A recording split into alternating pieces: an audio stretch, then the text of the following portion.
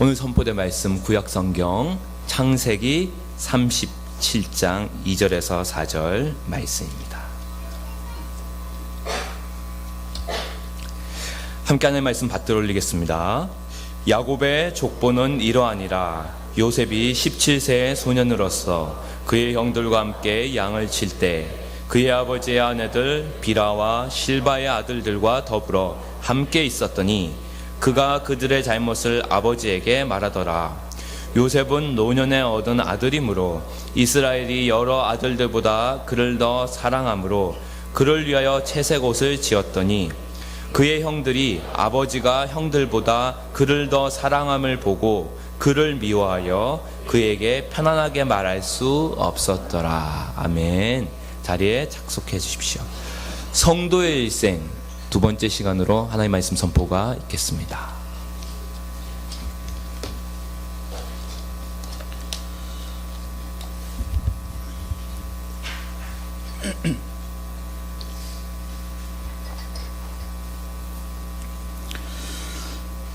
지난주에 함께 말씀을 나누었던 것처럼 성서가 제시하는 요셉의 일생은 그저 요셉이라고 하는 한 개인이 자신의 인생의 목표를 세우고 또 꿈을 품고 목표를 세운 다음에 그것을 마침내 성취한 무슨 입지전적인 이야기나 위인전이 아니죠. 성경이 보여주는 요셉의 일생은 하나님이 그의 아버지 야곱에게 약속하셨던 말씀과 또 그와 맺으셨던 언약과 깊은 관계가 있는 생애였습니다. 야곱에게 하나님이 약속하신 말씀 창세기 읽어보면 크게 세 군데가 나오잖아요. 창세기 28장에 나옵니다. 형 에서를 피해서 밧단 아람으로 도망갈 때 베델이라고 하는 곳에서 잠을 자게 됐는데 거기 꿈에 하나님이 나타나셔서 그에게 약속을 주시죠. 자손에 대한 약속, 땅에 대한 약속이었습니다.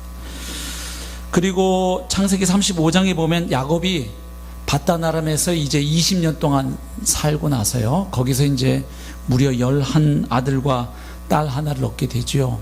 다시 고향으로 돌아오게 될 때 역시 하나님이 다시 나타나셔서 그에게 동일한 약속을 주십니다. 그리고 창세기 46장에 보면 이제 훗날 야곱의 가족이 애굽으로 내려가야만 했을 때, 흉년을 피해서 양식이 있던 애굽으로 내려가야 했을 때 역시 하나님이 브엘세바에서 그에게 다시 나타나셔서 그의 후손의 번성에 대한 약속을 주십니다.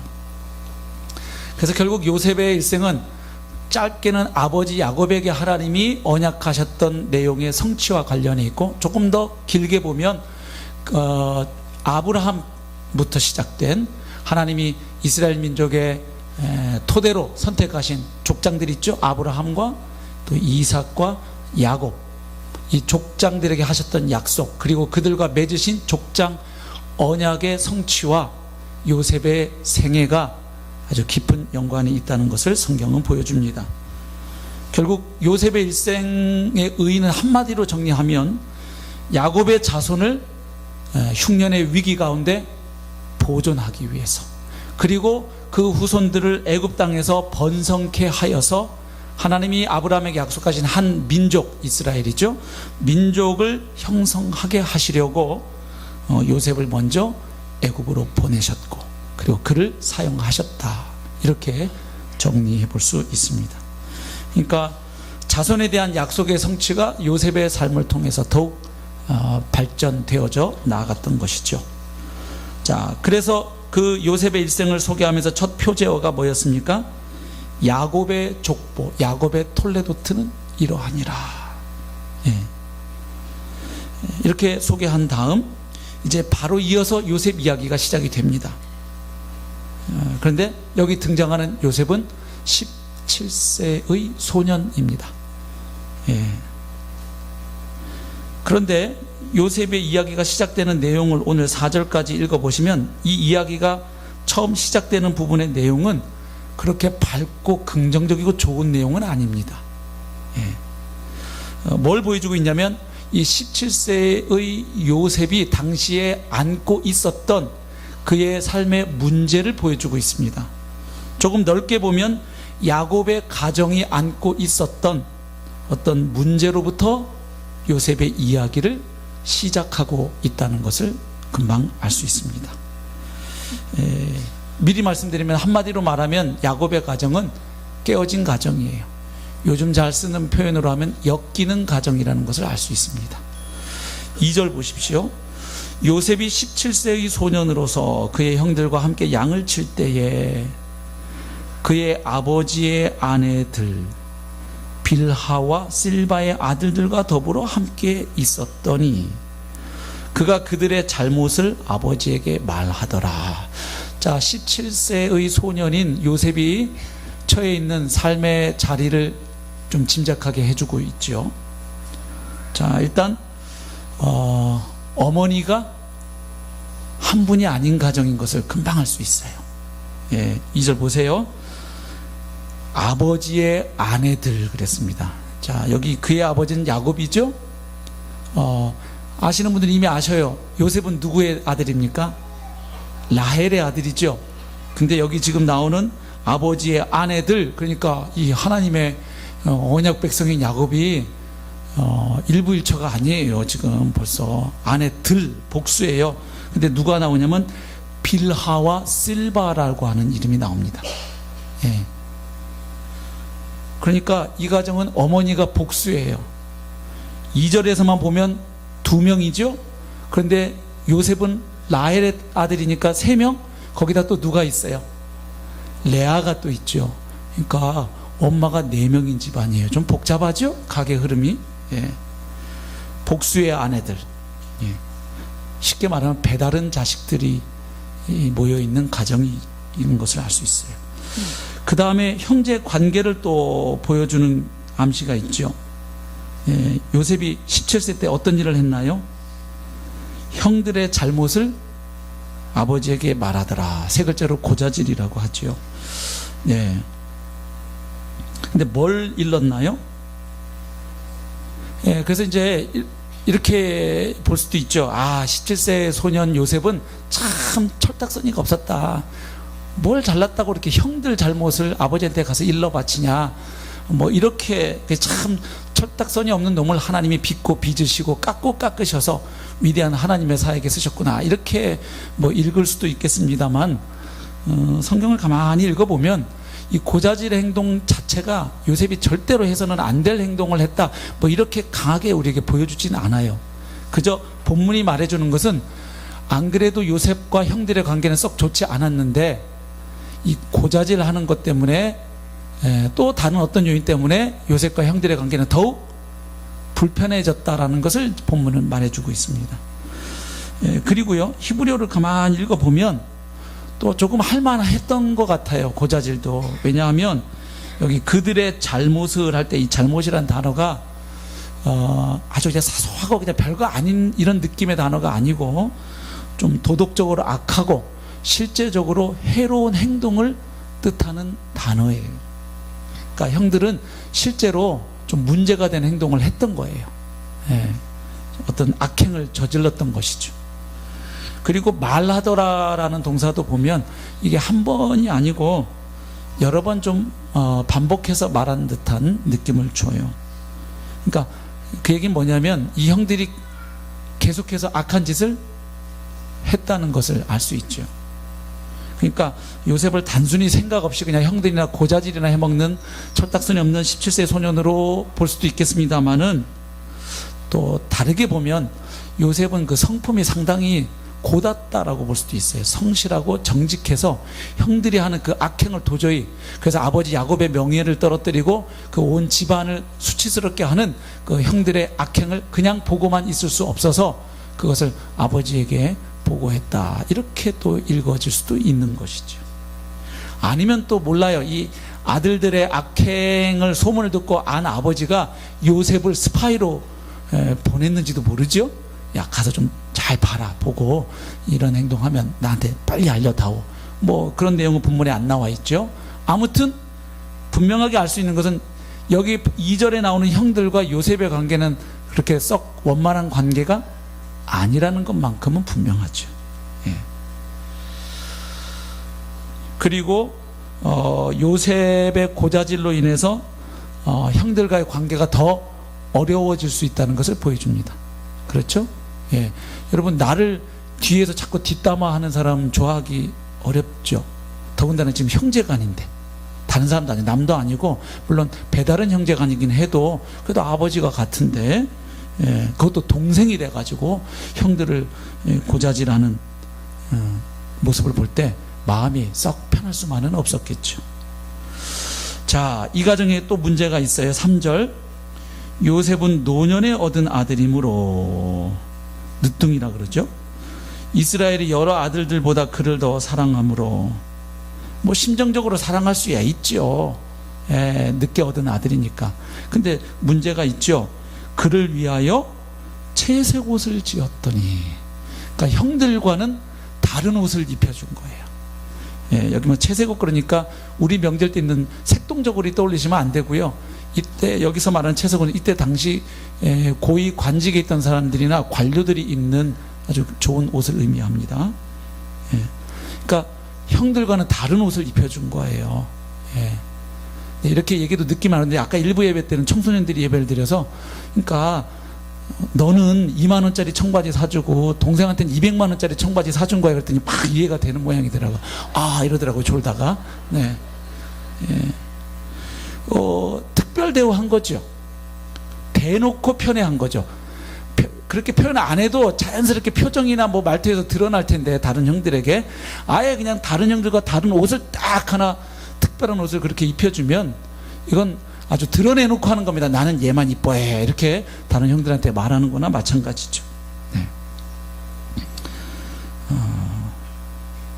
그러니까 이 가정에 문제가 있어요. 편애라는 문제가 있어요. 요셉에 대해서 아버지 야곱이 아주 대놓고 편애합니다. 이렇게 되면 형제들 간에 분란이 일어나죠. 예, 자녀들 마음에 아주 어렵고 상처를 받게 되죠. 그런데 3절에서는 그 이유를 노년에 얻은 아들이어서, 늦게 얻은 아들이어서 참 이쁘고 귀해서 편애했다, 이렇게 돼 있죠. 이거 외에도 또 이유가 있죠. 우리가 그 이유를 알려면 창세기 25장에서 30장까지 스토리를 좀 간단히 요약해 볼 필요가 있습니다. 자, 어떤 내용입니까? 야곱이 쌍둥이이긴 하지만 어쨌든 둘째였어요. 예, 몇 초 먼저 태어난, 저에게 또 공교롭게 쌍둥이 있는 집들이 꽤 여러 가정이 있는데, 예, 먼저 태어난 형이 있었어요. 이삭이 먼저 낳은 첫 번째 아들이 누구냐면 에서예요. 그리고 바로 뒤에 형 발 뒤꿈치 잡고 태어난 게 야곱이잖아요. 예. 그래서 이 둘째의 서름이 있는지 좀 남달라요. 야곱이 아주 이렇게 눈치가 빠르고, 그죠? 욕심 많고 그래요, 야곱이. 그래서 이 장자에게 주어지는 권한은 다른 아들보다 재산도 2배나 더 받는 걸 아는 거죠. 그래서 떡과 팥죽을 형 에서에게 팔고 조건을 걸죠. 대신에 형의 뭐를 팔아라? 장자권을 나한테 넘겨라. 뭐 배고파 죽게 생긴 에서가 그깟 장자권이 뭐 밥을 줘 뭘 줘 이러면서 가볍게 생각하고, 네가 가져가라 그러고 팔죠. 그리고 이제 아버지 이삭이 돌아가실 때가 다 되어서, 이때 당시 고대 근동에서는 아버지가 돌아가실 때가 되면 자식들에게 축복하고 가죠. 특별히 장자에게는 많은 복을 주고 가죠. 근데 이때 야곱이 어떻게 합니까? 아버지 이삭으로부터 형 에서가 받을 장자의 축복을 가로챕니다. 이때 협동작전을 해요. 엄마 리브가하고 아주 협동 플레이가 잘 됐죠. 자, 그래서 복을 빼앗긴 에서가 분을 품고 어떻게 합니까? 내가 내 동생 야곱을 죽이지 않으면 내 손에 장을 지진다, 이렇게 막 아주 분에 가득 차서 하는 이야기를 어머니 리브가가 듣게 된 거죠. 예. 그래서 하루아침에 두 아들을 다 잃을 수 없다고 생각한 어머니 리브가는 어떻게 합니까? 야곱을 피신시킵니다. 불러서, 야, 너 여기 있다가는 너도 잃고 내가 형도 잃어버리게 생겼다. 너 저 하란이라고 하는 곳 밧단 아람에 가면 내 오라버니 라반, 너한테는 외삼촌 되시는데 살고 계신다. 글로 피신해서 목숨을 구하는 게 좋겠다. 예. 그래서 야곱은 이제 하란 땅을 향해서 가게 되죠. 가다가 무슨 일이 있었던 겁니까? 바로 그 베델에서 하루 돌베개 하고 자다가 하나님으로부터 약속을 받게 된 거죠. 그래서 하란을 향해서 또 가다가 이 라헬, 즉 외삼촌 라반의 둘째 딸입니다.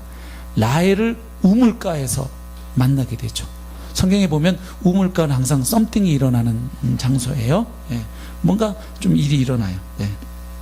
모세도 그렇고, 그죠? 여기 이삭도 그렇고, 사마리아 여인도 우물가에서 주님 만나 새 생명 얻죠. 자, 그래서 그 라헬을 따라서 외삼촌 댁에 가는 겁니다. 그래서 이제 한 달을 지내는데 외삼촌 라반이 야곱을 보니까 상당히 염려해요. 머리도 명민하고 쓸만해요. 그런 대로. 그 한 달이 지났는데 막 이제 여기서 밥을 먹여주니까 야곱이 어떻겠어요? 막 일을 했겠죠. 예? 눈칫밥 먹으면서. 그래서 이제 하루는 삼촌이 부르는 거야. 야, 네가 비록 내 생질이 있다마는 어떻게 공짜로 내가 너를 부려먹냐. 나는 그렇게 열정페이하고 갑질하는 그런 못된 사람이 아니다. 그런 삼촌이 아니야.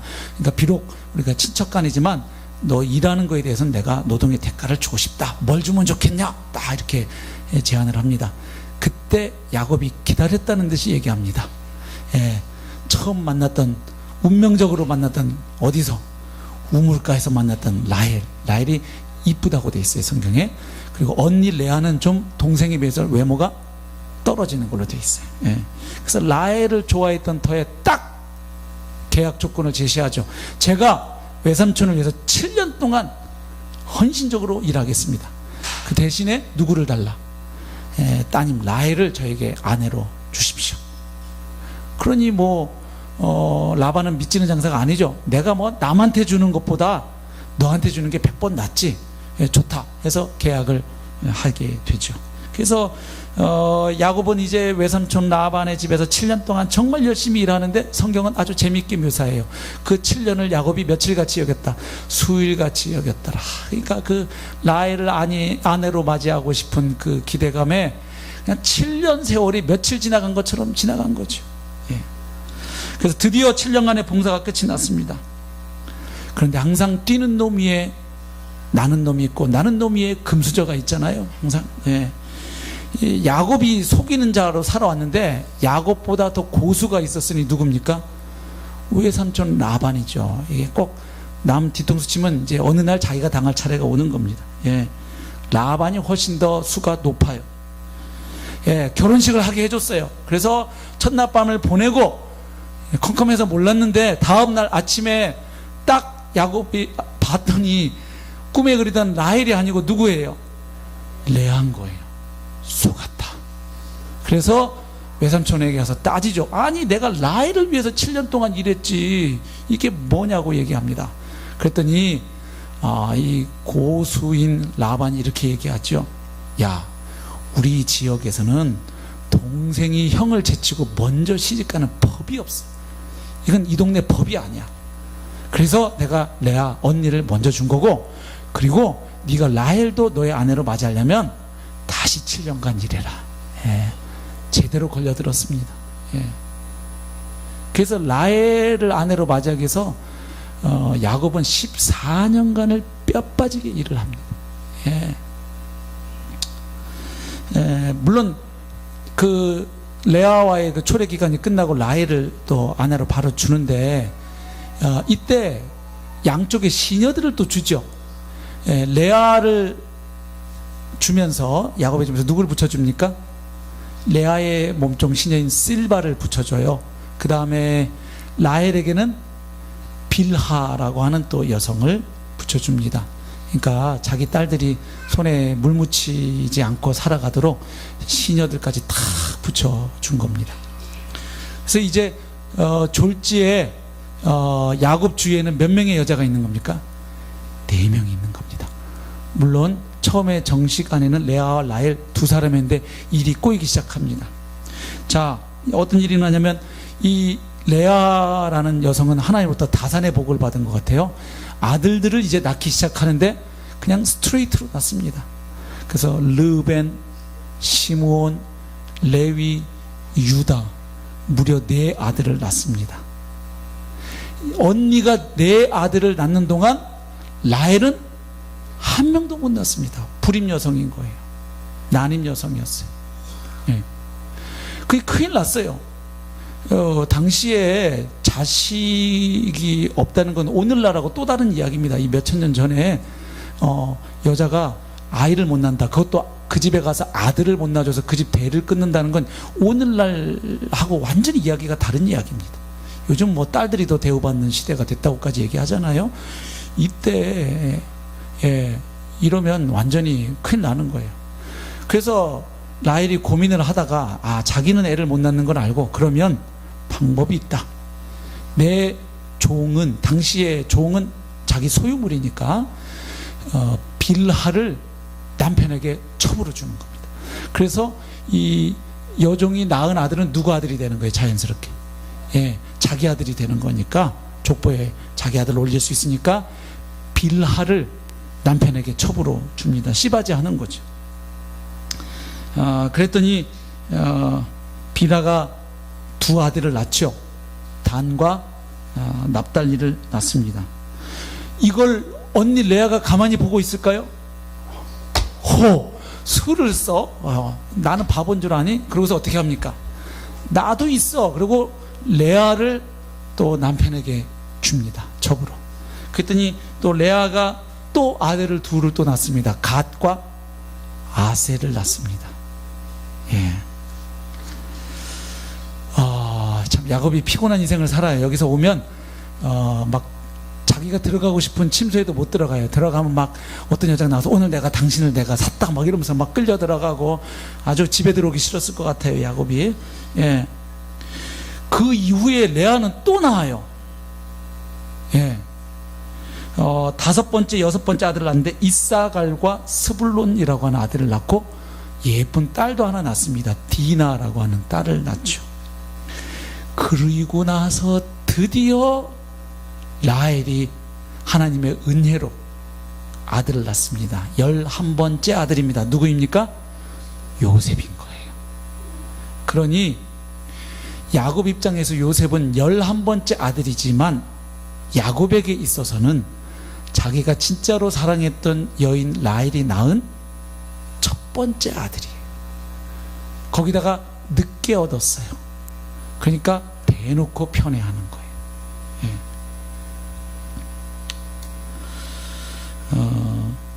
그래서 그 역사를 보면 그렇죠. 이제 돌아와가지고 돌아올 때 그 고향으로 돌아올 때 라헬이 하나 아들을 더 낳아요. 누굽니까? 베냐민이죠. 베냐민을 낳고 죽죠.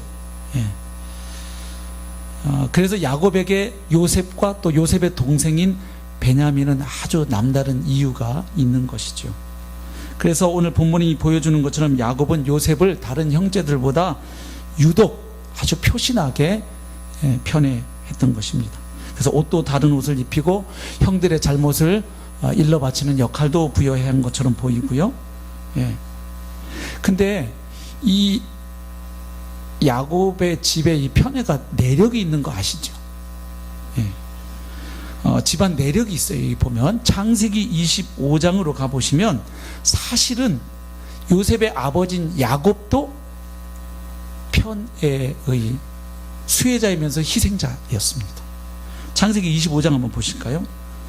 그 아이들이 장성함에, 이 아이들은 쌍둥이로 태어난 에서와 야곱입니다. 에서는 익숙한 사냥꾼이었으므로 들사람이 되고 야곱은 조용한 사람이었으므로 장막에 거주하더니 이삭은 에서가 사냥한 고기를 좋아함으로 그를 사랑하고 리브가는 야곱을 사랑하였더라. 그러니까 아빠, 엄마가 서로 다른 사람을 편애하는 거예요. 아버지 이삭은 누구를? 장남 에서. 장남이니까 듬직한 것도 있었을 테고, 특별히 에서는 성격이 아주 역동적이에요. 이렇게 가만히 집에 있는 스타일이 아니고 아주 활동적이에요. 그래서 사냥을 해가지고 그때마다 탁 고기를 잡아와서 그걸 요리해가지고 아버지에게 탁 갖다 바쳤는데 그게 아주 이삭의 입에는 맞았던 것 같아요. 그래서 대놓고 누굴 좋아합니까? 장남을 좋아하고. 어머니 리브가는요, 야곱은 좀 성격이 조금 내성적이고 여성스러웠던 것 같죠? 장막에 밖으로 안 들어오고 늘 집에 있으니까 뭐 추측건데 엄마 일도 어떻게 했을까요? 예, 뭐 집에 설거지거리 많으면 엄마 내가 도와줄까 이렇게 하기도 하고, 엄마 시장 갈 때 쫄쫄쫄 치마 따라다니면서 엄마 나 핫도그 사줘 뭐 이러면서 오기도 하고, 뭐 이래서 그랬는지 저랬는지 하여튼 엄마는 야곱이 마음에 드는 거야. 애가 좀 드세지 않고. 뭐 이삭은 에서는 아침에 한번 다녀오겠습니다 나가면 밤 12시 넘어 들어온, 뭐 예를 들면 오늘날로 하면 뭐 코빼기도 안 보이고, 야곱은 늘 엄마 곁에 있으면서 엄마랑 뭐 말도 섞고 엄마 일도 도와주고 했는지 저랬는지는 뭐 성경에는 없으니까요. 어찌 됐든 엄마는 둘째를 좋아했습니다. 결국 이 편애 때문에 어떤 사단이 납니까? 피바람이 불죠. 예. 이것 때문에 결국 에서는 야곱을 죽이려고 하고, 야곱은 형을 피해서 그 멀리 바단 아람 외삼촌 집에 가서 20년간 타향살이를 하고요. 그리고 그 기간에 아마도 어머니 리브가는 죽은 것처럼 보이는데, 결국 이 편애 때문에 야곱은 어머니 리브가와도, 자기를 특별히 사랑해 주었던 엄마와도 이 땅에서 생이별하는 아픔과 고통을 겪게 되는 거죠. 자, 그런데 오늘 본문을 보니까 누가 또다시 편애를 하고 있는 거죠? 야곱이. 그 편애가 얼마나 가정을 망가뜨릴 수 있는지 온 몸으로 겪었던 인물이 야곱인데, 본인이 또 그 아들들 10명 넘는 아들 중에 한 명을 딱 찍어서 사랑해 주고 있는 거예요. 그리고 4절에도 보니까 편애 이야기를 또 하고 있잖아요. 그의 형들이 아버지가 형들보다 그를 더 사랑함을 보고 그를 미워하여. 형들이 동생을 미워했습니다. 편애가 있었고 또 요셉의 고자질이 있었고, 이래서 지금 형제 관계가 깨어져 있습니다. 그를 미워하여 그에게 편안하게 말할 수 없었더라. 여기 편안하게라는 말은 히브리어로 샬롬이거든요. 아시는 것처럼 샬롬은 히브리어 인사말이기도 해요. 그러니까 이 구절은 이렇게도 읽을 수 있는 거예요. 요셉의 형들은 마음이 너무 상해서 요셉, 동생 요셉에게는 인사도 제대로 할 수 없었더라, 이런 말이죠. 그러니까 형제지간인데 인사하기도 불편한 관계가 된 거죠. 이제 다음 주에 살펴보겠습니다. 여기다가 이제 기름을 붓는 사건이 있죠. 예, 요셉이 가서 형들에게 꿈 이야기를 하죠. 예, 형들이 다 자기 앞에 무릎 꿇고 굴복하게 될 거라는 꿈을 얘기하죠. 그래서 요셉의 캐릭터가 좀 나오긴 나와요. 아주 곧고 원리 원칙, 형들이라도 잘못하면 아버지에게 일러 바치는 성격에, 그 다음에 눈치는 되게 없고, 지금 형들이 자기를 얼마나 미워하는지는 보면 알 거 아니에요. 또 눈치가 있으면 아버지가 채색옷을 입혀줘도 형들을 만날 때는 그거 벗고 형들하고 똑같은 옷 입고 형 나와서 이렇게 하든지. 근데 거기다 지금 미워하는 데다가 무슨 얘기까지, 하나님이 꿈을 줬는데 당신들이 나한테 다 무릎 꿇는데, 뭐 참 보면 좀 세상 살기 힘든 스타일이고요. 요즘 아이들로는 세 글자라 그러더라고요. 아피스, 피곤한 스타일. 네. 예, 그러니까 17살 소년한테 우리가 너무 많은 걸 기대하거나 요구할 수는 없겠죠. 아무튼 오늘 본문에서 분명하게 보이는 것 한 가지는 이겁니다. 요셉의 가정이 그렇게 완벽하고 모범적이고 아주 건강한 가정만은 아니었다. 이 가정에 아픔이 있고 상처가 있어요. 예. 깨어진 가정이에요. 가족 상호 간의 관계가 뒤틀려져 있고 갈등이 있습니다. 그래서 우리가 한 가지 발견하게 되는 것이 있는데, 하나님의 약속과 섭리는 우리에게 어떤 약함과 문제가 있다고 해서 꺾이거나 불가능하지 않다는 것이죠. 예. 하나님의 약속과 섭리는 우리의 여러 약점에도 불구하고 그 가운데서도 이루어져 가는구나 하는 것을 보게 되죠. 어쩌면 하나님은 우리의 문제를 통해서 오히려 그분의 뜻을 더욱 이루어 가시고 약속을 성취해 가시는 하나님이시기도 하지요. 그러니까 우리의 문제와 연약함이 하나님의 섭리를 이루는데 결정적인 역할을 할 수 없다는 거예요. 그러니까 요셉은 개인적으로도 가정적으로도 문제가 있지만, 이제 이 요셉의 생애에 누가 개입하십니까? 여호와 하나님이 개입하셔서 그를 빚어가시고 훈련시켜 가시고, 그래서 그를 사용하신다는 이야기를 하는 겁니다. 그러니까 요셉이 선택받은 것은 요셉이 완벽하고 그의 집안이 너무나 좋고 너무나 훌륭해서 하나님이 요셉을 선택한 게 아님을 보여줘요.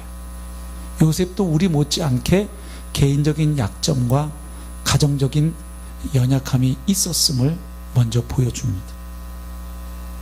그래서 요셉이 하나님께 쓰임받을 수 있었던 이유는 개인적으로 보자면 하나님이 요셉의 삶에 찾아오셔서 그의 하나님이 되어주셨기 때문입니다. 그렇죠. 그러니까 개인적으로 하나님이 요셉을 하나님의 사람으로 하나님의 일에 쓰시는 도구로 선택하신 거죠. 그래서 꿈을 통해서 하나님의 뜻을 그에게 보여주기도 하셨던 거죠. 그러나 조금 더 크게 보면 요셉이 속해 있던 이 야곱의 가족이 창세기에서 보여주는 바에 따르면 하나님의 주권과 섭리, 다스리심과 통치, 하나님의 인도와 보호와 축복 안에 있는 언약 백성이라는 사실이에요. 그러니까 하나님의 언약 안에 들어와 있는 그 패밀리 안에 지금 요셉이 들어와 있는 거예요. 이게 엄청난 복이었죠. 창세기 잠깐 요약을 해보면요, 아담과 하와의 범죄 이후에 인류의 역사가 두 계보로, 두 라인으로 펼쳐졌다는 것을 창세기는 선명하게 보여줍니다. 아담과 하와 사이에 아들이 둘이 있었는데 가인과 아벨이었습니다. 그런데 창세기 4장 딱 가면 형 가인이 동생 아벨을 돌로 쳐 죽입니다. 인류 최초의 아주 끔찍한 살인사건인데 형제지간에 일어났어요. 예. 죄가 이 세상에 들어오고 나니까 바로 일어나는 모습들이었습니다. 그래서 하나님은 가인이 죽인 아벨 대신에 아담 부부에게 셋이라고 하는 새로운 씨를 주셨다고 성경은 증거합니다. 그래서 이 두 계보가 이제 서로 사뭇 다른 모습으로 역사가 전개된다는 것을 계속 보여줘요. 먼저 창세기 4장 16절부터 24절에서는 가인과 가인의 후손들이 어떻게 살아갔는지를 보여줍니다. 스케치해줘요. 일단 가인은 하나님 앞을 떠납니다. 그리고 놋 땅이라고 하는 곳에 가서 삽니다. 이 놋이라는 말은 유리 방황한다, 뭐 이런 뜻이에요. 그러니까 하나님 떠난 인생은 방황하는 인생임을 아주 너무 잘 보여주는 지명이죠. 그래서 방황할 수밖에 없고 이제 하나님의 언약과 복 안에 있는 가인이 아니니까 이제 어떻게 합니까? 자기 생명을 자기가 스스로 보존하기 위해서 성을 쌓습니다. 그 성을 아들의 이름으로. 예. 그리고 그 가인의 후손들이 인류 문명을 발전시켜가는 모습들이 나와요. 그죠?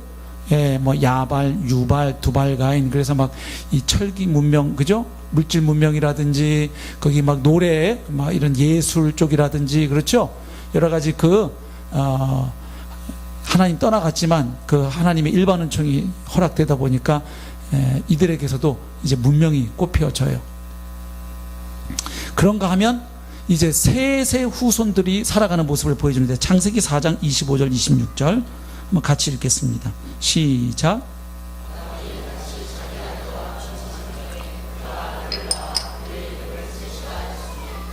이는 하나님이 내게 가인이 죽인 아벨 대신에 다른 씨를 주셨다 함이며 셋도 아들을 낳고 그의 이름을 에노스라 하였으며 그때의 사람들이 비로소 여호와의 이름을 불렀더라. 자, 가인의 후손들은 이제 하나님을 완전히 떠나서 하나님과 상관없이 살아가는 모습을 성경은 보여줘요.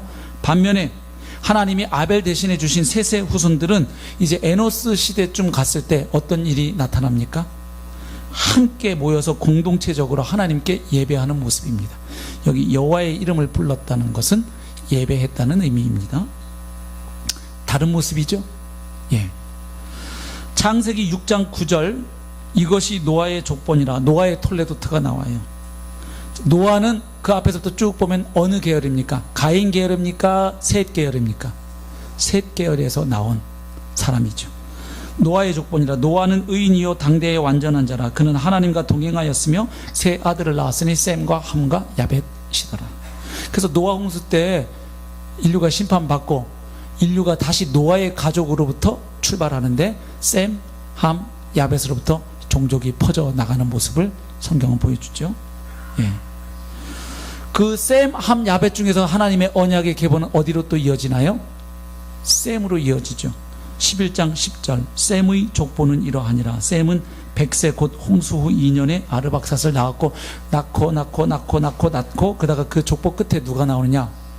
아브라함의 아버지인 데라가 딱 나옵니다. 그리고 11장 27절 가면 다시 데라의 톨레도트가 시작이 되면서 아브라함 이야기로 넘어갑니다. 데라의 족보는 이러하니라. 데라는 아브라함과 나홀과 하란을 낳고 하란은 롯을 낳았으며, 그러니까 롯이 조카인 거죠. 그죠? 자, 그래서 지금 셈족 가운데는 다시 어디로 내려가느냐? 데라로 내려가고, 데라의 아들들 중에서는 다시 이제 아브라함입니다. 그래서 하나님이 아브라함을 선택하시고 그에게 주시는 약속의 말씀이 창세기 12장 1절부터 3절에 나옵니다. 그리고 그 이후에 하나님은 반복해서 아브라함에게 약속을 주시고 15장에서는 횃불 언약, 그리고 17장에서는 언약의 표징으로 할례를 받게 하십니다. 그리고 나서 기적적으로 주신 아들 이삭을 바치는 그 시험을 통과한 이후에 하나님은 또다시 아브라함에게 약속하신 것을 반드시 이루어주겠다고 맹세하시는 이야기가 쭉 나와 있죠. 그래서 아브라함, 그 다음에 이삭. 근데 중요한 것은 아브라함에게도 아들이 이삭만 있지 않았어요. 이삭 낳기 전에 누구를 먼저 낳았느냐? 인간적 방법으로 낳은 아들이 있습니다. 그 하가를 통해서 이스마엘을 낳았죠. 하나님의 약속을 기다리지 못하고 수를 쓴 거예요. 인간적인 방법으로. 86세 때 낳았죠. 예. 이삭은 100세 때, 인간적으로 불가능할 때 하나님의 방법으로 낳게 되고요. 그래서 아브라함의 씨가 이스마엘이 있고 이삭이 있는데 이스마엘이 아니라 이삭 쪽으로 하나님의 언약 계보가 흘러갑니다. 그 다음에 이삭은 또 두 아들 쌍둥이를 낳는데 에서와 야곱입니다. 근데 언약의 계보는 형인 에서가 아니고 차남인 야곱으로 이어집니다. 그리고 나서 야곱은 비로소 이제 12아들을 낳게 됩니다. 이 12아들이 이스라엘 민족의 12지파의 시조가 되는 것입니다. 그리고 여기서 장남 역할을 하게 되는 인물이 12아들 중에 르벤이 아닙니다. 르벤은 오히려 그 범죄한 것 때문에 제낌을 당하고요. 누구가 선택되냐면 유다와 요셉이에요. 장남으로서 아버지를 봉양하고 하는 이런 가족을 책임지는 그 역할은 요셉에게로 넘어가죠. 그래서 요셉의 두 아들을 야곱이 자기 아들로 받아들이죠. 에브라임과 므낫세죠. 그래서 사실은 손주들인데 야곱의 아들들로 되면서 실제로 나중에 이스라엘 12지파에 요셉의 두 아들 에브라임과 므낫세가 12지파 안에 당당하게 이름을 올리게 되는 일이 그래서 일어납니다. 예. 그런가 하면 또 장남 역할을 한 사람이 넷째 아들인 유다입니다. 그래서 유다가 왜 그런 복을 받는지 설명하기 위해서 요셉 이야기 중에 창세기 38장 보면 유다 이야기도 나오고 하는 것이에요. 그리고 이제 그 쌀 구하러 이집트 가고 오고 할 때 유다가 거의 장남으로서 역할을 다 하게 되죠. 그리고 나중에 또 베냐민을 인질로 잡으려고 할 때 누가 나섭니까? 그때 유다가 나서서 일장 연설을 할 때 요셉이 감동을 받죠. 그렇죠? 자기 동생을 위해서 자기가 대신 볼모로 잡히려고 하는 그 유다의 모습 보게 되는 거죠. 그래서 실제로 메시아의 계보는 결국은 어디로 이어집니까? 넷째 아들인 유다 지파에서 다윗이 태어나고 다윗 가문에서 예수 그리스도가 오시게 되는 거죠. 예. 자, 그래서 어찌 되었든 요셉이 야곱의 집에 태어났다는 것, 11번째 아들 태어났다는 것은 무엇을 의미합니까? 자기는 태어날 때 몰랐지만 이미 하나님이 가인의 계보와 셋의 계보를 구분하시고 하나님의 언약이 면면이 이어지는 그 하나님을 하나님으로 인정하고 살아가는 그 하나님의 백성 공동체 안에 자기가 들어와 있는 것을 알 수 있죠. 물론 그가 또 개인적으로 하나님과의 만남이 이루어져야 합니다. 혈통적으로 그냥 자동으로 되는 건 아니에요. 이스마엘은 아브라함의 후손이지만 예외되죠. 에서도 언약 계보에서 제외되죠. 장남임에도 불구하고. 그래서 그런 또 개인적인 측면이 있지만 어찌됐든 요셉이 야곱의 집에 태어나서 자랐다는 것은 그때 당시 얼마나 많은 집들이 있었겠어요. 가족들이 있었겠고. 그런데 바로 이 하나님의 구속의 역사를 아브라함부터 하나님 펼쳐가시는 이 가게에 자기가 태어났다는 것은 본인도 모르는 사이에 사실은 엄청난 은혜와 복을 요셉은 받은 자임을 말해주는 거죠. 그러나 그럼에도 불구하고 이 가정에도 뭐가 있다? 심각한 문제가 상처가 있다는 것을 성경은 보여주는 겁니다.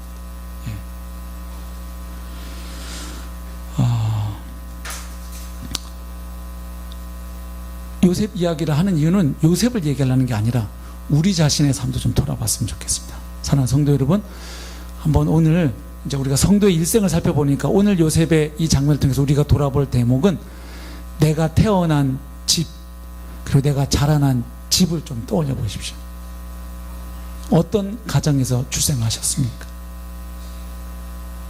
예수님을 잘 믿고 있는 그런 가정에서 태어나셨습니까? 아니면 예수님 옛자도 안 들리는 여러 미신들을 섬기고 거기에 복달라고 비는 가정에서 태어나셨습니까? 아니면 또 다른 종교를 가진 그 가정에서 태어나셨습니까? 아니면 무신론자 집안에서 태어나셨습니까? 또 부모님이 자녀를 어떻게 대해주는 가정에서 양육을 받으셨나요? 아주 자녀들을 귀하게 여기고 인격적으로 훈육하고 양육하고 돌보고 부모로서의 책임을 다하려고 하는 좋은 부모님 밑에서 자라는 그런 혜택을 받으셨나요? 아니면 자식을 짐짝처럼 여기고 혹처럼 여기고 저것들은 왜 태어나고 속을 썩이나 몰라, 에라 이 빌어먹을 놈들아, 뭐 이런 이야기, 아주 멘탈 강화 훈련을 받으면서 성장하셨나요? 다 다르겠죠. 삶의 이야기가 어떻게 같을 수 있겠습니까? 만약에 요셉처럼 문제는 있어도 이렇게 믿음의 가정, 하나님의 언약의 계보에 들어와 있는 가정에서 못 태어났으면 그럼 이제 우리는 다 끝난 건가요?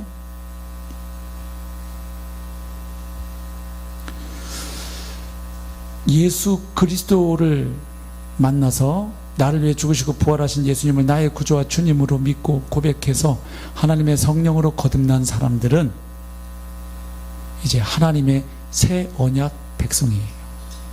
믿으시나요? 누가복음 22장 20절 보면 예수님이 십자가에 달려 죽기 전에 제자들과 가지신 6월절에 가진 최후의 만찬 때 주님이 포도주 잔을 제자들에게 주시면서 하신 말씀이 나옵니다. 저녁 먹은 후에 잔도 그와 같이 하여 이르시되 이 잔은 내 피로 세우는 새 언약이니 곧 너희를 위하여 붓는 것이라. 아멘. 그러니까 예수님께서 십자가에 달리셔서 피를 쏟으실 것인데 그 피는 죄인인 우리와 거룩하신 하나님 사이에 새로운 언약, 예레미야 31장에 예레미야가 미리 예고했던 그 언약, 이스라엘 민족들은 하나님과 시내산에서 언약을 맺었지요. 그러나 그것을 다 파기해버렸죠. 그래서 장차 하나님이 새롭게 이스라엘과 유다집 온 열방과 맺으실 새 언약을 예고하셨는데 예수님 말씀 뭡니까? 바로 내일 내가 십자가에서 피를 쏟음으로 그 피로 하나님과 새 언약이 체결된다. 그래서 십자가를 통해 하나님께 나아오는 자들은 하나님의 새 언약 백성이 되는 것이죠. 예. 그래서 그런 사람들이 입게 되는 복을 갈라디아서 3장 13절 14절은 이렇게 표현합니다. 그리스도께서 우리를 위하여 저주를 받은 바 되사 율법의 저주에서 우리를 속량하셨으니 기록된 바 나무에 달린 자마다 저주 아래에 있는 자라 하였습니다. 신명기 21장에 나오는 말씀이죠. 예, 나무에 달린 자는 하나님의 저주를 받아 죽은 자이기 때문에 너희들 가나안 땅에 들어가면 절대로 시신을 하루를 넘겨서 나무에 달아두지 말라고 규례를 주시면서 하셨던 말씀이거든요. 그러니까 이 말씀대로라면 예수님은 나무에 달려 죽으셨단 말이에요. 그러면 그 얘기는 뭘 의미해요? 하나님의 저주를 받으신 거예요. 그래서 유대인들은 나무에 달려 십자가에 달려 죽은 예수는 메시아일 수가 없다고 결론 내린 거예요. 그런데 문제는 그 나무에 달려서 하나님의 저주를 받아 죽었다고 여겨진 예수를 누가 살리신 거예요? 하나님이 살리셨죠. 그래서 그 예수가 옳았다는 것을 하나님이 입증하신 것이죠. 그래서 결국 나중에 제자들은 알게 돼. 예수님이 갈보리 언덕 그 십자가에 달리셔서 하나님의 저주를 받았는가 안 받았는가? 받으셨다. 왜? 하나님은 한 입으로 두 입 하시는 분이 아니니까 받으셨다. 그런데 그분을 하나님이 다시 살리셨다는 것은 뭘 의미하는가? 예수님이 늘 말씀하시던 대로 내가 온 것은 섬김을 받으려 함이 아니라 내 목숨을 너희를 위한 속죄물로 주기 위해서 왔다. 그렇죠? 그리고 십자가에서 전날 내 죽음은 너희 죄를 사하게 한 속죄의 제사가 될 것이고 새 언약의 제사가 될 것이라고 하셨던 예수님 말씀이 다 사실이었다는 것을 하나님께서 부활로 확증하셨구나, 이걸 깨닫게 되죠. 그러면 그 관점에서 다시 예수님 십자가를 보면 예수님은 십자가에서 저주를 받으신 게 틀림없는데 죄 없으신 하나님의 아들이심이 입증되었으니까 결국 그분이 받으신 저주는 그분의 죄로 인하여 받을 저주가 아니었고, 죄 없으신 그분이 내가 받을 저주를 그분이 대신 내 이름표 달고 그곳에서 주님이 대신 받으셨구나. 할렐루야. 그래서 나오는 거죠. 이는 기록된 바 나무에 달린 자마다 저주 아래에 있는 자라. 그럼 왜 예수님이 우리가 받을 저주를 주님이 십자가에서 받으셨는가? 이유가 있다는 겁니다. 이는 그리스도 예수 안에서 아브라함의 복이 누구에게? 이방인에게 미치게 하고 또 우리로 하여금 믿음으로 말미암아 성령의 약속을 받게 하려 함이라. 아멘. 또한 갈라디아 3장 28절에서는 이렇게 선언합니다. 너희는 유대인이나 헬라인이나 종이나 자유인이나 남자나 여자나, 여기 나오는 이 언급들은 인간 세상에 존재하는 모든 차별을 의미합니다. 유대인, 헬라인, 민족적인, 인종적인 차별, 종이나 자유인, 신분에 따른 차별, 남자, 여자, 성별에 따른 차별, 인간 세상에 존재하는 모든 차별들을 의미합니다. 그런 것들을 다 그리스도 안에서 다 허물어진다는 것을 선포합니다. 다 그리스도 예수 안에서 하나이니라. 너희가 그리스도의 것이면 곧 아브라함의 자손이요 약속대로 유업을 이을 자니라. 아멘. 그러니까 내가 정말로 예수 그리스도와 연합된 사람이 되었으면 우리는 영적으로 또한 아브라함의 후손입니다. 그러니까 하나님의 새 언약 백성이면서 아브라함의 복을 계승하여 함께 받는 상속자가 되었다, 이 말입니다. 아멘. 예, 그러니까 내가 믿는 가정에서 태어났건 안 믿는 가정에서 태어났건 상관없이 하나님이 어느 날 내게 찾아오셔서 복음을 듣게 하시고 십자가의 복음을 통하여 거듭나서 하나님의 자녀가 되었다면 이제 내 인생은 하나님의 통치 안에, 하나님의 손 안에 들어와 있는 것이죠. 아멘. 예. 그러면 그 하나님을 신뢰하고 우리가 내 인생을 하나님께 맡기면 이제 우리 인생 가운데 하나님이 작업하시고 역사하셔서 우리가 걸어가는 인생 이야기가 우리의 이야기만으로 끝나지 아니하고 하나님이 함께 하시게 될 때, 하나님이 운행하시고 섭리하시고 역사하시게 될 때 우리의 이야기는 이제 그분의 이야기가 되는 것이죠. 놀라운 복음입니다. 예. 그래서 오늘 그 은혜에 감사하는 자리가 되었으면 좋겠습니다. 그리고 좀 더 좁혀서 혹시 또 믿음의 가정에서 태어나서 나는 왜 이런 집에서 태어나서 이렇게 힘들고 주일날 놀러도 못 가고 예배를 드려야 되고 몽골도 가야 되고, 제가 일부 때도 얘기했는데요, 재밌더라고요. 아이들이 이제 오늘 가는데도 며칠 전에도 엄마 나 몽골 가는 거 맞아요? 뭐 이렇게 내가 정말 간다고 했어요 이랬대요. 예, 동의했죠. 본인이 동의하는 걸 어떻게 보내. 근데 이제 첫 시작은 부모님들이 우리 아들이 우리 딸이 이번에 가서 좀 은혜 만땅 받고 사는 데서 왔으면 좋겠다. 돈은 없지만 열심히 몇 달 동안 모아가지고 우리 아들 딸, 우리는 어릴 때 못 누렸던 이 엄청난 특권과 복을 우리 아이들에게 한번 줘야지 해서 그냥 허리띠 쫄라매고 모으고 아껴가지고 보내줬는데 가기 며칠 전에도 내가 간다고 했나? 예, 네. 참 사랑스럽죠? 네. 근데 내가 어느 가정을 염두에 두고 이 말씀을 드렸거든요, 일부 때. 근데 그분들은 씩 웃으시고 마셨는데 다른 분이 오셔갖고 목사님 그거 저희 집 얘기죠. 그래서 제가 이게 한 집이 아니구나, 여러 집 이야기구나, 제가 감을 딱 잡았다는 거 아니에요? 예, 지금 뭔 복을 받고 나간지도 모르고 지금 이제 인천공항에서 지금 수속하고 있겠네. 예.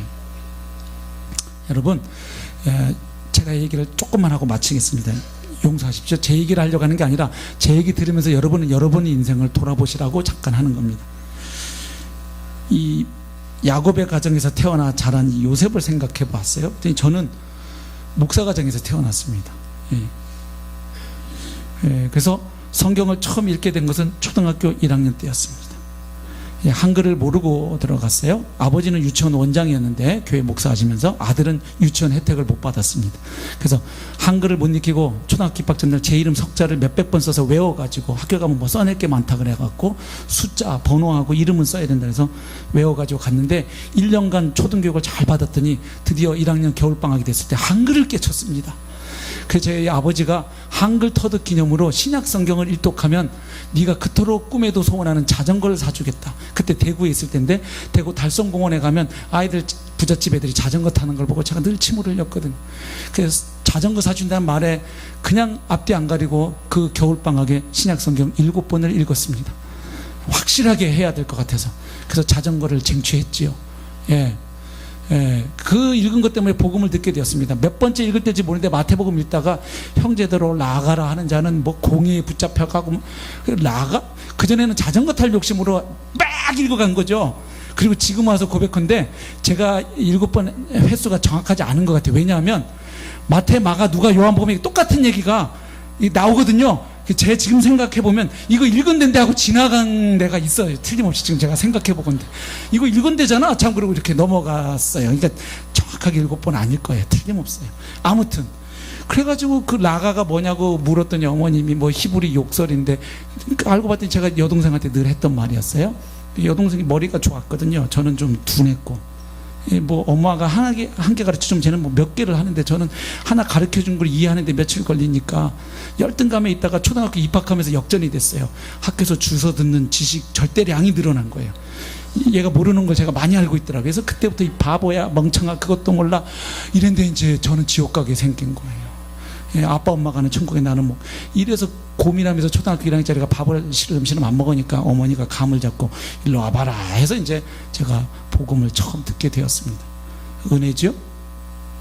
다른 집 같으면 밥을 안 먹고 그래 이놈아 그러고 막 얻어 터졌을 텐데 고민하면서 밥을 안 먹어서 복음을 듣게 된 기회가 됐어요. 복이죠. 복만 있나요? 이제 고난이 시작되는 거죠. 어려운 시골교회만 목회하러 다니셨어요. 서울에 올라오기 전까지는. 그래서 교회 그 항아리 독에 성미 쌀이 없으면 그냥 온 가족이 굶는 거예요. 성미 쌀 들어올 때가. 그래서 어릴 때 좀 많이 밥을 굶었던 기억이 나요. 그 초등학교 때 친구들 밥 먹으면 저는 반장인데도 잘해요 교님 뭐 감사히 먹겠습니다 인사하면 저는 이제 운동장 수도가 저 구석에 가서 수돗물로 배를 막 채웠던 기억이 나요. 뭐 그래도 행복했어요. 근데 이제 좀 이제 집에 쌀이 있어서 밥을 먹고 살만한데 다시 저는 굶을 수밖에 없었어요. 중학생이 됐더니 아버님이 가정에서 어느 날 No Bible, No Bread 따라해라. 뭔 소린지도 모르고 따라했어요. No Bible, No Bread. 내용은 이런 겁니다. 아침에 일어나서 먼저 하나님 말씀 성경 한 장을 안 읽으면 밥 없다. 그래서 늦잠 자고 일어나서 학교 지각 안 하려면 뭐 그냥 밥 굶고 눈곱 띄고 뛰어가기 바빠서 그때는 집에 쌀이 있었는데 제가 아침 성경을 안 읽어서 밥을 굶었습니다. 그래서 먹고 살려고 열심히 하다 보니 중학교 1학년 때부터 큐티가 몸에 배었습니다. 그래서 저는 큐티를 그렇게 배웠습니다. 먹고 살려고. 그리고 예배 때 안 주는 훈련은 지금 생각해 보니까 5살 때부터 시작된 것 같습니다. 5살 때 아버지가 예배를 잘 드는 훈련을 시킨다고 등받이 없는 동그란 의자에 저를 앉혔습니다. 거기서 장난치면 그대로 굴러 떨어집니다. 졸면 뒤통수 그냥 바로 땅에 이러고 앉아서 예배를 꼼짝 않고 5살짜리가 성경 암송하면 또 뭐 준다 그래가지고 5살 때부터 성경 암송 뭔 뜻인지도 모르고 그래서 참 나는 왜 이런 집에 태어났을까. 그래서 중학교 때도 교회 다닐 때 보니까 막 예수님 믿는 것 때문에 두들겨 맞고 막 그걸 핍박받는 이야기를 하는데 저는 교회를 빠져서만 예배를 가서 맞는 게 아니라 예배를 늦으면 맞았거든요. 그러니까 저기는 막 예배 온 것 때문에 아빠 핍박받은 막 승리의 간증을 하는데 나는 막 교회 늦어서 맞고 예배 빠져서 맞고 참 어떻게 이럴 수가 있을까. 가정 예배 아주 그냥 죽음의 시간. 그래서 제가 이 목사 아들로 사는 건 너무 피곤한 인생이다. 그래서 목사 절대 안 될라 그랬죠. 초등학교 3학년 때 평택에서 목회하실 때는 설교 듣고 앙심 그날 회개하라 이런 설교였거든요. 근데 이제 매일 동네 술집에서 젓가락 두들기시던 이제 분이 회개를 하면 되는데 그 밤에 낫을 들고 사택을 오신 거죠. 그래서 제가 초등학교 3학년 때 아버지 목에 낫을 딱 갖다 대고 또 그런 설교하면 목 딴다고 협박하는 걸 제가 초등학교 3학년 때 봤거든요. 그래서 내가 다른 건 해도 목사는 절대 안 된다. 근데 절대 안 된다 그러면 하나님은 꼭 어디로 부르시는 경우가 있지요. 네. 예, 선교지도 그래요. 어디 안 간다 그러면 꼭 하나님 글로 보내는 경우 가끔 있으세요. 예. 자, 그래서 목회자 길로 들어서면서 이 예배라든지 큐티 이런 걸 율법적으로 가르치면 안 되겠다. 이걸 대물림을 끊어야 되겠다. 이 고통을. 그래서 저희 아이들에게는 예배가 굉장히 재미있는 것으로 착각할 수 있도록 어릴 때 막 꽃갈 모자도 쓰고 예배하고 뭐 이렇게 뭐 속였습니다. 아이들을. 예배는 참 즐거운 것이로구나. 그래서 실제로 어릴 때 어떤 날 제가 바빠서 전도사 때 예배를 빼면 아들, 딸이 막 항의를 했습니다. 데모를 했어요. 왜 예배 안 하냐고 오늘 하기로 했는데, 예, 막 애들 뭐 순서도 시키고 뭐 이렇게, 예, 근데 중학교 가니까 이제 그것도 바빠져서 점점 예배도 못 드리게 되고요. 그래서 제가 받은 고통을 안 주고 잘 키웠다고 생각했는데 요즘 와서는 제가 땅을 칩니다. 저는 그래도 그렇게 밥 굶어가면서 두들겨 맞으면서 예배 드려갖고 큐티가 그래서 밥은 굶어도 어쨌든 하나님 말씀을 읽고 묵상하고 기도하는 게 어쨌든 몸에 유산으로 딱 남아있는데 제가 우리 애들을 보니까 안 그런 것 같아요. 몰라요. 제가 안 볼 때 하겠죠? 그럴까요? 모르겠어요. 큐티 하나씩 벗어 보면 항상 스마트폰, 내 카톡, 뭐 페이스북 아주 막 그때마다 잔소리하면 가정의 평화가 깨져서 그냥 꾹 참습니다. 주여, 주님이 만져주시겠지. 근데 무슨 얘기를 하는 거냐면 저는 잘했다고 했는데 지금 보니까 또 이런 게 있는 거예요. 내가 잘못했구나. 예비로서 정말 중요한 하나의 말씀은 무슨 소리야? 일로 와. 말씀 읽자. 예배하자. 정 목사님은 저보다 잘하는 것 같아요. 아이들 막 매일 가정 예배 아주 철저하게 좀 하시는 것 같은데, 저는 제가 받은 상처 때문에 그걸 아이들에게 대물림 신앙을, 왜냐하면 강압적으로 받아서 제가 대학교 때 하나님 떠나서 타 종교에 막 깊이 들어갔었잖아요. 그때 아주 막 불경 열심히 외웠고 몰몬경도 그때 대학교 때 연구하고 사회과학 빠져가지고 막 열심히 막 그랬거든요. 그냥 이게 내가 부모한테 이게 강요된 신앙이니까 이건 내 신앙이 아니다 이래가지고 막 하나님 떠나서 방황했던 기간들이 있어서 절대로 이렇게 부모가 믿으니까 그냥 니네도 이렇게 신앙을 전수해서는 안 되겠다 했는데, 그러다 보니까 잘했다고 생각했는데 요즘은 제가 생각이 또 달라졌어요. 차라리 저처럼 맞아가면서 바꿀어가면서 애들을 가르쳤어야 되는데, 왜냐하면 요즘은 학업 환경이 우리 때보다 훨씬 더 아이들이 바빠요. 너무나 공부 스트레스와 아이들이 너무 바빠요. 저희 때보다. 그렇죠? 그래서 이게 진짜 몸에 하나님 말씀이 생명같이 중요하다는 인식을 심어주고 매일 하나님 말씀 없이 난 살자 아니라 이거를 아주 몸에 배도록 해줬어야 되는데, 내가 애비로서 잘못했구나. 그래서 요즘 눈물로 기도하고 있어요. 하나님, 저는 애비로서 부족했지만 옆에 또 훌륭한 부목사님, 전도사님, 많은 교회 목장님들 있으니까 이리 치고 저리 치고 해가지고 그냥 하나님의 은혜를 만땅 받아가지고 정말 하나님 말씀에 생명을 거는 아이들 되게 해주십시오. 그렇게 하고 있는데 무슨 얘기냐, 좋은 가정, 나쁜 가정 할 것 없이 다 가정은 저마다의 연약함과 상처가 있다는 얘기예요. 저는 저대로 목회자 가정에서 받은 복도 있었고 힘든 게 있었고, 우리 아이들에게는 제가 그걸 대물림 안 하려고 교회 가서도 눈치만 먹을 테니까 집에서는 너희들은 목사 아이들이니까 이렇게 이 말을 안 해서 니네들은 아빠에 비하면 진짜 스트레스 없이 사는 줄 알아. 제가 자부심을 가졌어요. 다른 건 몰라도 니네들은 진짜 좋은 아빠 만나서. 요즘 얘기해 보니까 상처가 많대요. 아빠 때문에 힘들대요. 힘들었대요. 율법적이었대요. 세상에, 제가 막 뒤로 넘어지는 줄 알았어요. 제가 그렇게 자라서 니네들은 얼마나, 실제로 편하거든요. 저는 초등학교 때도 공부하고 졸다가 침 흘리다가 아버지 구두 발자국 소리만 저기만 들려도 잠을 딱 깨고 침 닦고 오셨습니까? 현관에 딱 나가서 인사했는데, 우리 애들은 제가 퇴근에 들어가도 그냥 소파에 벌렁 누워서 왔어요 이렇게, 그냥 왔어요도 안 해요. 그거 얼마나 편하게 키워준 거예요. 저 권위적인 제 아버지의 모습으로는 안 키운 것 같은데, 이게 또 다가 아닌 거예요. 또 어떤 약점이 있어서 결론은 이겁니다. 제가 왜 이 긴 이야기를 좀 했느냐, 여러분들이 자라온 가정, 또 부모님이 되셔서 여러분들이 지금 자녀들에게 제공해주고 있는 그 교육 환경이나 영적인 분위기가 우리 안에서는 최선을 다한다고 하지만 다 이렇게 저렇게 우리의 죄성과 연약함을 인해서 아무리 좋은 환경으로 보이는 곳에도 상처가 있고 갈등이 있고 연약함이 있다는 거예요. 그래서 우리가 이렇게 하면 자동으로 이렇게 아이들이 되는 게 아니에요. 그리고 나는 이렇게 엄청난 나쁜 환경에서 자랐으니까 내 인생은 이제 끝장난 거, 이것도 역시 아니에요. 중요한 포인트는 이거예요. 하나님이 정말로 내 인생의 주인이 되시고 왕이 되셔서 과연 나를 다스리시고 인도하시는가? 그리고 나는 그 하나님을 정말로 살아계신 하나님으로 믿고 그 하나님이 내 인생 책임져 주시는 걸 신뢰하고 내 인생을 정말로 그분에게 맡기고 의탁할 수 있는가? 그리고 그분이 나를 빚어 가시도록 예배의 자리, 말씀의 자리, 기도의 자리, 공동체가 함께하는 자리에 나를 내어드리는가? 이게 중요하다는 거죠. 그리고 우리 가정은 비록 나에게 많은 엮이는 가정의 상처를 줬을지 몰라도 넓은 하나님의 이 그리스도 안에서 묶어지는 하나님 나라 가족으로 내가 들어와 있다는 것 얼마나 큰 복이고, 또 한 지역교회 안에서 복음적인 교회 안에서 함께 몸을 들어가는 게 얼마나 큰 복이고 은혜인지 몰라요. 어떤 우리 부모님이 못해준 거를 다른 옆에 목장의 부모님을 통해서 보면서 배울 수 있고, 다른 형을 보면서 아 나도 저 형처럼 저렇게 해야지, 저 누나처럼 저렇게 살아야 되겠구나, 이렇게 하나님이 주실 수 있는 은혜의 기회가 그만큼 널려 있는 거예요. 아멘? 그렇죠. 이렇게 몽골에 함께 가고 관산에 사도행 같이 가고 캠프 같이 가면서 거기서 어우러지고 내 거 포기하는 법도 배우고 남 배려하는 법 배우고, 그리고 공동체 가운데 살아서 역사하는 주님이 어떻게 오늘도 정말로 살아 역사하신지를 보면서 자라나는 것은 정말 은혜입니다. 예.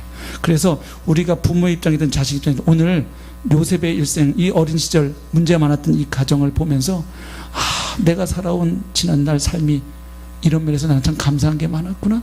그런가 하면 나에게는 또 남이 모르는 이런 아픔과 상처와 고통이 나에게 있었구나. 그러나 이것을 허락하신 분이 주님이고 내 인생이 주님 안에 있는 것이 맞다면, 그리고 그분이 살아계신 그분이 정말로 나의 구주와 주님이고 나의 아빠가 되시는 게 맞다면 그분은 계속해서 주님의 이야기를 나를 통해 써 가실 것이다. 이 믿음으로 오늘 우리의 인생을 좀 주님께 드렸으면 좋겠습니다. 그리고 지난날 내게 받은 그 아픔과 상처를 계속 나의 원망거리로 삼고 불평거리로 삼고 그것 때문에 나는 이렇게 살 수밖에 없을 거야 라는 말도 안 되는 그 결정론, 그거 복음의 관점에서 받아들일 수 없어요. 하나님이 역사하시면 그런 것조차도, 상처조차도 다시금 하나님의 일을 위하여 귀하게 쓰실 수 있는 하나님이신 줄로 믿습니다. 우리 오늘 좀 짧은 시간 우리 각자 태어나서부터 오늘까지 내 삶을 좀 돌아보십시오. 잠깐 기도 중에. 그래서 감사할 것들 올려드리고 이제는 좀 놔줘야 될 것들 주님 안에서 놔주시고 내 남은 생애를 주님 안에서 주님을 신뢰함으로 내 인생 주님께 드립니다. 주님의 이야기를 저를 통하여 써주십시오. 그리고 저를 예수 그리스도 안에서 이 거대한 하나님 나라 패밀리 안으로, 그리고 그 가운데 또 한 지역교회 안에 공동체 안에서 이렇게 몸을 이루어 함께 신앙생활을 할 수 있는 복을 주셔서 감사합니다. 하나님이 주신 것들을 충분히 제가 다 누리고 그것들을 통해 제가 잘 빚어지기 원합니다. 우리 좀 오늘 기도하면 우리의 주 되신 주님이 기뻐하실 줄 믿습니다. 우리 함께 찬양 하나 드리고 기도하실까요? 조금 더 도움이 될 것 같아요. 주님 손에 맡겨드리